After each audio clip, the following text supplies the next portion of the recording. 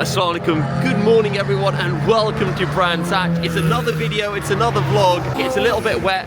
We've had to get here really early, again it's about 9:30. I'm not out on track until about 5 PM for qualifying. Today's qualifying, tomorrow is the race. It's the Indy500, 8 hours long give or take. Team of 4 of us and we're each doing 2 hours. So with that said, let's have a little tour of the garage. This is the garage over here. We've got some shelves where we're going to be putting our kit.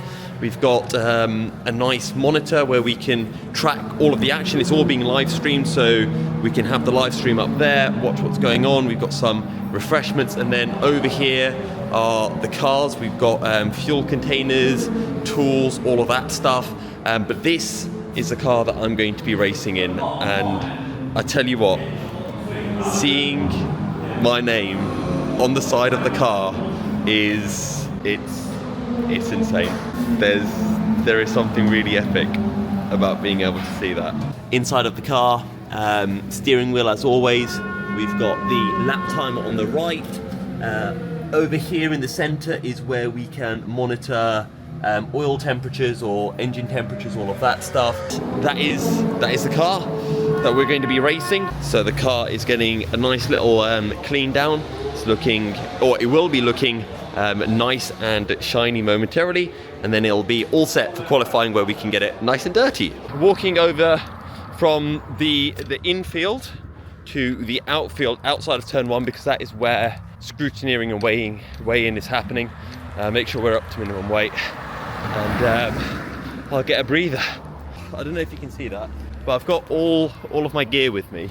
By all my gear, helmet, hands, racing suit, racing boots, racing gloves, because that's all of the equipment that needs to be up to a minimum standard. So you don't need to wear any underwear, well, not by like underwear, I don't mean like panties, boxers. I don't wear panties. Maybe I should just redo this entire thing. So I've realised for like the 25 millionth time of my life that I'm a complete and utter blithering idiot, and I may or may not have forgotten to go and weigh myself after having got scrutineered. So then I've got to walk with my helmet and my hands back over to the other side of the paddock and find out how much I weigh. We're going to do a little bit of pit stop practice so that we are at a well-oiled machine for tomorrow.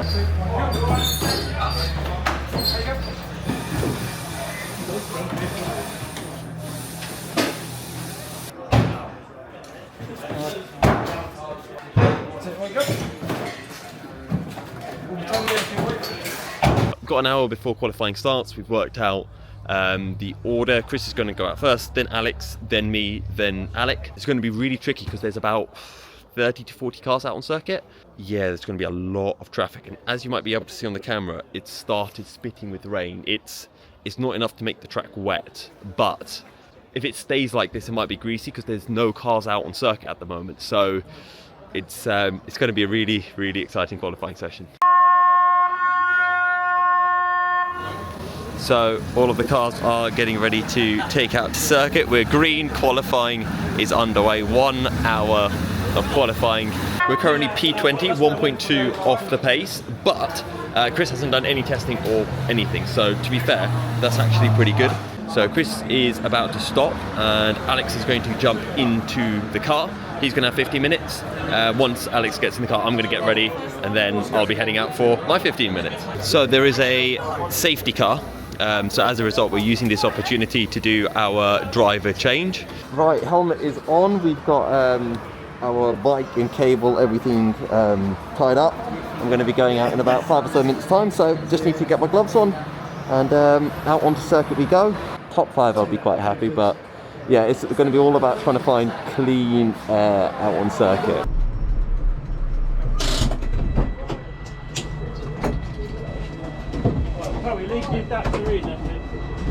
Yeah, this one.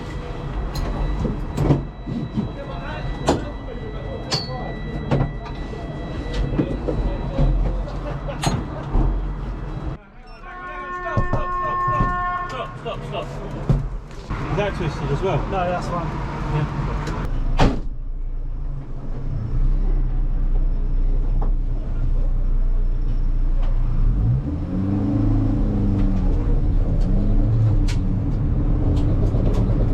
So qualifying's over. I finished in P3 at the end of my qualifying session and then stayed in P3 in the final 15 minutes. I am frustrated. I'm really, really frustrated because it was like my second lap, my third lap got me the lap time, which was like a 104.4 or something, and I messed up a corner. And I thought, okay, it's fine. It's like only one of my early laps, so just put in some more laps. But then I got a little bit of traffic, and then the safety car came out. So then we just decided to end my qualifying stint a bit early, because otherwise I'd just be stuck for ages not being able to put laps in. So could have been pole, should have been pole, but the pace is there. The pace is there, and that's the main thing. Autotech have done an insane job with the car. Like, it's just beautiful. It's perfect. Wouldn't change anything at all on it. So yeah, race time. Got to see just in front of us is the good old Brands Hatch sign. So let's turn into the circuit. It is, of course, race day. It's Sunday. Had a really good night's sleep, and we are pretty much ready for this. Oh my god, the sun is bright. The sun is shining on us for today. When you roll into Brands Hatch, you really see the circuit. Meant to be at the garages by 8, and it's not yet 8, so plus it wasn't like a hard ATM, like you must be at the garages at 8 AM or thou shalt die. What we're going to do is we're going to do a cheeky little U-ey, and what you then do is you go down this little hill, and we go underneath the circuit. So this is going under turn 1. When you leave the circuit, you go through there essentially and on to the track. So hopefully there is a car parking spot for us, because if there isn't, I've got to go all the way back. It's gone, aha. Yes. Right outside number 9. That is what we like. I don't know why, I just feel like having a little walk onto the pit wall. Apparently we need to have high vises if we're going to be up here during the race, and yeah, that's the run out of the final corner, and that, if my camera turns, is the run towards turn 1 and what you can see from here. So you can see the 2 lines there. So there's one right at the end of the shadow. So the first line is the start finish line. The second line is a safety car line. So we are not allowed to overtake on a safety car restart or a race start until we cross that safety car line. So this is Paddock Hill Bend, and it is really, you know what I should have done? I should have brought a tennis ball and just drop it and then watch it roll all the way down.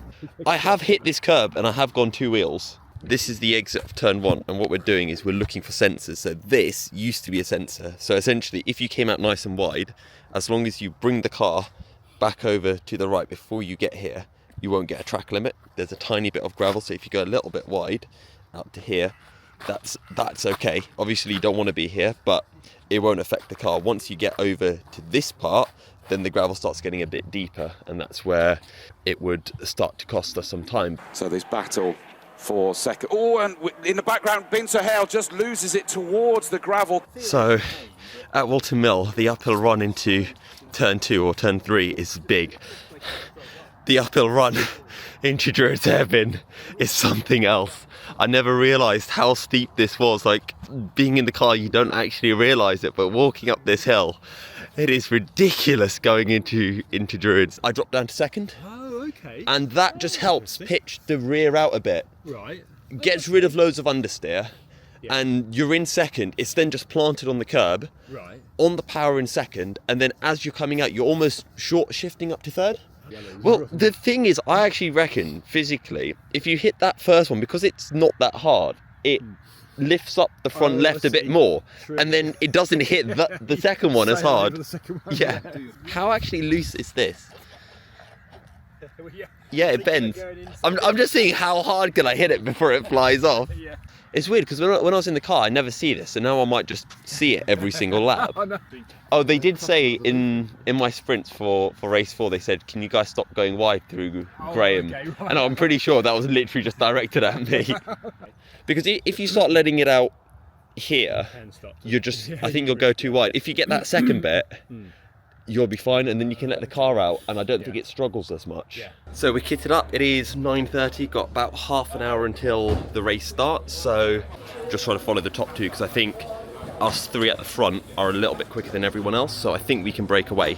Ideally, I'd like to be at the front breaking away from everyone as well, because there will be a safety car, so it's really important that we lap as many people as we can before that first safety car, because that way they're then a lap behind rather than being able to gain all of that time back on us. So that first stint, being able to pull a huge amount of time, is really, really important, I think. It is the IndyCar 500 2024, 8 hours, 20 minutes. These teams have got to keep these cars going. What you're going to see now is an absolute spectacle. Interesting to see that they're being chased down by the 65 car, and it's Youssef bin Suhail that is behind the wheel of that. And Youssef's got a good run on the pair of them now, so it's 3 for the lead already in these early stages. Looks like he's got a great big melon on the side of his ankle. Oh, and Marcus Clutton loses it round Graham Hill Bend, and then he overcorrects, but he just about holds it on. I think he'll have triggered the track limits, but I don't think it was any benefit to him. Marcus was at Alton yesterday doing the Fun Cup. Was he really? And he was here, presumably he was here yesterday doing the qualifying at the end of the day, so that was a busy day for him, but I think he'd rather spend his life in race cars. And in fact, he's coming back at Youssef bin Suhail again, but the 65 car just about holds on to that second place. Yes, there's people spinning, so that car is dropping fluid everywhere, because we've got cars all spun round on the exit of McLaren in towards Clearways. Nope, I missed it. I made the mistake of trying to look through my binoculars, and that was and they were blurred. Into the pits has come K&F Racing. So Blaine, number 21, is into the pits. And we've got side-by-side again for second and third place. Now, into the pits does come the car that was spewing fluid and smoke everywhere. It may well have just been water, because nobody else... The safety car has indeed picked up Jack Wright, the leader, and is just very steadily coming round. Safety car lights are off, and they're going to be peeling in. Jack Wright went very early there, and he was right on the back of the safety car. And bin Suhail was caught napping there, and I should imagine Marcus Clutton in third, number 95, the white car with the black flashes, is probably a bit frustrated there, was desperate to catch up. So this battle for second. Oh, and in the background, bin Suhail just loses it towards the gravel, comes back across with not a deliberate move, but a snapback, and nearly made contact with Marcus Clutton. Marcus just about managed to jink away and avoid that, but fair play to Youssef bin Suhail. He caught that pretty well, and he's lost a place, but he's still glued to the back of the car he's lost it to. And Marcus Clutton's got that inside line at Paddock Hill, just lifting that rear right wheel like a dog needing the toilet, and just plunges back down the hill into the lead. But those three, despite all the fighting they're doing, have pulled away quite comfortably from Stapleton, as well as these longer ones. It's a shame we didn't have more for the sprint. I think we only had 13 or 14 cars, but we'll get a few more out of the sprint. It'd be good. They're only 15 minutes long, but they had 4 races, so we had 2 drivers to help them out, get the car back together, get it back on track, because at the end of the day, that's what we're all here for, to get the cars on track and just enjoy ourselves. But yeah, it was So, stint over, pace was really good. I got this sweaty, I literally just poured half a bottle of water over my head. The cockpit was so hot, it must have been over 40, going nearly 50 degrees in there. So the safety cars were so nice, because it just meant that I could just cool down and just have my hand sticking out of the safety car. Out the safety car, out of my car door. We pitted early at about 1 hour 30, 1 hour 40, because it was a safety car, but we pitted really late into the safety car, so I don't fully understand it. We gained some time, but because we didn't get the whole pit stop behind the safety car, we didn't gain the full benefit, and after the safety car had ended, we would have been behind the leader, so we would have had that slipstream again, and it would have been giving me an extra couple of tenths a lap, and it would have been clearer for, what, 6, 7 laps, 8 laps, so yeah, it would have been good to stay in for another half an hour, but it is what it is. So pitted from, well, we were second, but technically third. We'll see where we are in a couple of hours and see how the race progresses. Second and third, so Burton Power Racing car number 1. That's a big thing. I think you might need a bit of a lever bar. So just done a cheeky little commentary stint for I think nearly 2 hours actually. We as a team, we've done a second stop. We were in third place, about 5 seconds behind second, a lap down on the leaders when we made our stop. So we're still effectively in third, waiting for everyone else to pit. One more pit stop for us to do. Issue is we pitted quite early, so we've got a very narrow window to do our final pit stop because you can do a maximum of 2 hours 20. And we pitted with about 4 hours 35 or 4 hours 30 left in the race. Yeah. Cheers. Narrow window to pit, and once that pit stop's done, we go to the end of the race. Hopefully, once everyone else has pitted, we're still in third, about a lap ahead of fourth, give or take. Just need to keep it clean. No more penalties, no car issues, and we should be good. So there is a little bit of drama. We should have been first, but we had a drive-through. We don't know what for. We might have done a drive-through for no reason. So that's dropped us down to third.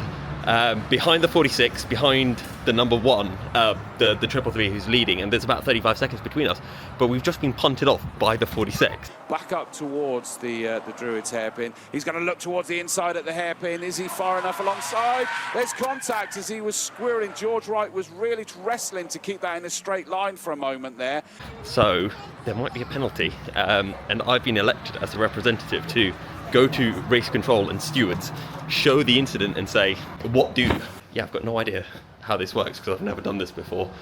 Not in a race, usually it's like Club 100, marshals look at the incident, get it wrong sometimes, and there's nothing you can do about it. But now I've actually got to go, show the incident and say, I don't think that's on, that should be a penalty. So I've done my team representative duties at race control. It was actually really cool. So they take you into a little room, they show you the incident, I'm there, the other team representative is there. We both give our kind of opinion of what we think happened. What I said is it looked like the driver thought he could go for a send up our inside. He wasn't alongside at turning point, so our driver turned into the corner.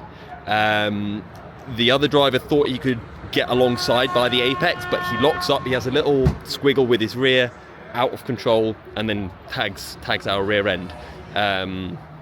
And that was the view that the stewards had as well. They also said that they thought there was a bit of room on the inside that was left for the 46. So as a result, the 46 has a stop and go penalty, but they've just got a track limit penalty as well. So not only do they have the stop and go penalty, but they've also got a drive through as well for getting too many track limits excursions. So that essentially means they were pretty much neck and neck with us, and now we're going to be over a lap ahead with 2.5 hours, 3 hours to go in the race.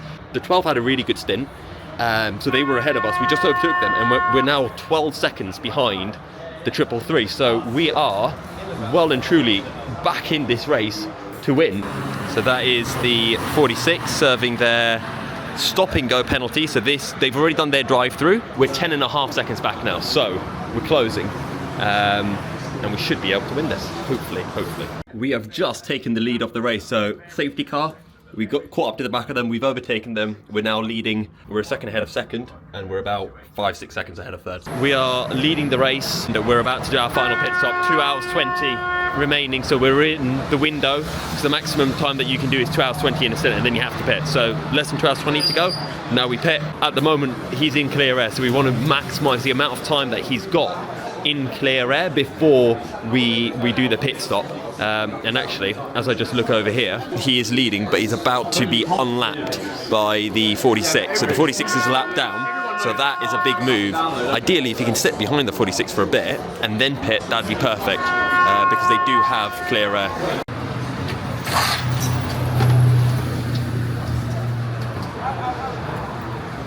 Oh, come on, Chris.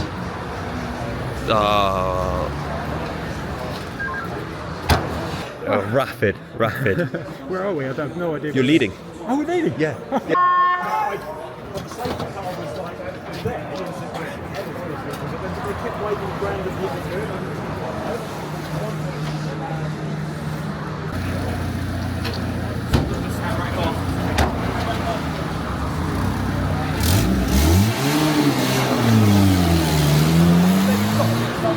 So the 333, who were in second place, like 2 seconds behind us, have now pitted, and then it's just a straight 2 hour, 15-minute sprint to the end between us. I think that was a very quick stop. So that might be bad for us. So we've done our pit stop. We've come out about 10-15 seconds ahead of the 333. And now we've just heard that we've got a stop and go penalty, presumably for speeding in the pit lane. So we're going to go from first down to fourth. We should maybe just be on the lead lap, so still 2 hours to go. Anything can happen. Okay, so it wasn't like a 30-second stop go, it was literally just a stop go. So we stopped, we've come out of the pits, and I think we're only 10 seconds off the lead, so we are in third. So it's not as bad as I initially thought. We just need to keep it clean and bring this to the end. I'm still waiting for a few other cars to pit, and then we should be coming out in effectively second or third, but we should be very close to the leaders. Okay, there's more drama with less than 2 hours to go. The 333 just came in the pits, the drive-through, and we don't know why. So they were a lap ahead of us. The 12s just pitted, so we might be back to leading the race. 46 is into the pits, and they were 40 seconds out. Oh, there's a safety car. Oh, I literally just said, oh, too zoomed in. I literally just said a safety car here would be insane for us. Oh, the 12 can pit under the safety car. So they might come out in front. Oh, this is going to be really tight, really tight. There is a car upside down behind the barriers. That's going to take a good 10 minutes to clear up. Safety car period has ended. Everyone's pitted. It's a sprint to the end, 1 hour, 20-minute sprint to the end. We are second, 20 seconds behind the race leaders. It's going to be close, but at the moment, without any drama, we've got top two in the bag. We've got 40 minutes left in the race, and Alec has brought the gap down to under 20 seconds. So it started at 20 seconds at the end when the safety car came in. It went up to about 30, and he's just started pulling like half a second a lap out of nowhere. So I don't know if Costa's just randomly run into traffic, but the gap's under 20 seconds, and he's done that in about 10 minutes. He's gained 10 seconds. So if we can keep that going, yeah, we're on, especially with a possible safety car as well. We'll be right. The gap's just gone down to 70.9. We gained 1.1 that lap. Okay, this is getting tight. This is getting really tight. Less than half an hour to go. The gap is down to 11 seconds. So Costa's just hit a big groove of back markers. He's done a 107.5, so he's lost 3 seconds to us on that lap. So gap is 11.0, 28 and a bit minutes to go. So yeah, gap's down to 9 seconds. And apparently we've heard that the 333, which is leading the race, has got engine troubles. So apparently they're losing a bit of power. They're doing 106s, we're doing 104s, 105s. Gap's just gone down to 8 seconds, 24 on the clock. Costa's gonna have to fight so hard to hold this. But if we've just got the engine power, then we're just gonna breeze past them, and they've got to watch their engine, because otherwise, if the engine goes, they lose second as well. So we just need to bring this home. We've got even more drama. 22 minutes in, we got the gap down to 7 seconds. Safety car. And the safety car is really feisty because it's going to bring the team in third into play as well. At the end of this safety car, there's one car between us and the 333. The 888 is going to be about 15 seconds back. It's going to be a 5-minute safety car, at least, maybe 10-minute sprint to the end. This is going to be fun. So safety car's just ended. The 333 is leading on all tyres and with whatever issues they have. Then Joey is behind in the 64, a few laps down, and then it's us. Oh, it's getting close. I think he gets him into turn one. Come on, Alec. Come on, Costa, I say. How did you enjoy your sprint though? I mean, it was looking good. Ready to pose. It was just a case of giving out the 8-hour race. It is. Oh! It does seem YouTuber? Like, we don't know what that is. They don't know what to write it down as, but it's very easy. It's like YouTube does work. Go on. So it's going to be outside for the state car. And that was so it's still the triple threat. Go on. Yes. But there it is, the move. How has happened down at Grace how many Oh! So we have just taken the lead with less than 10 minutes to go. But we've just heard 8 minutes left, but we've just heard that apparently we've been summoned to race control. So we haven't seen anything crazy watching the footage. I don't know what it is. Yeah, we just have to wait to hear what race control tell us. But Costa, now that he's been overtaken, he's actually sticking with Alex. So this race is not done yet. Oh, and we got the switch to from one side to the other. Oh, look, that's what I mean. That's what I mean. Look at that. Tree overlooking start, finish straight. Right, we've now got it up to best part of a second. Oh, That's and what I there's told you. I overcorrect. told you. Look at that. That's it. Off into Oh, the gravel. no. He's still going. Keep going. Keep going. So that's the second place Costa Karitsis. It puts pay to the opportunity for challenge. He's doing really well. Look at that. He's back on the circuit. So we are about to go onto the last lap of the race. Yes! Flags out, let's go! It has been great for these guys. They're coming round. Surely we're going to get some flashing of the headlights if they know that the race is over as the checkered flag falls for the 65 car. Autodeck Motorsport take the victory. What a fantastic win. LDR performance tuning. Lawrence Davey was up here. He'll be delighted. Burton Power Racing number 1 in 8th. 9th is 180 Shine Automotive.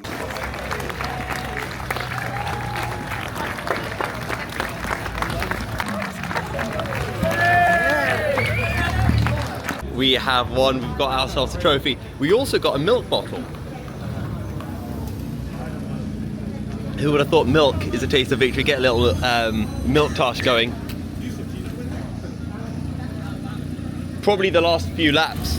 But yeah, we are EnduroKA winners.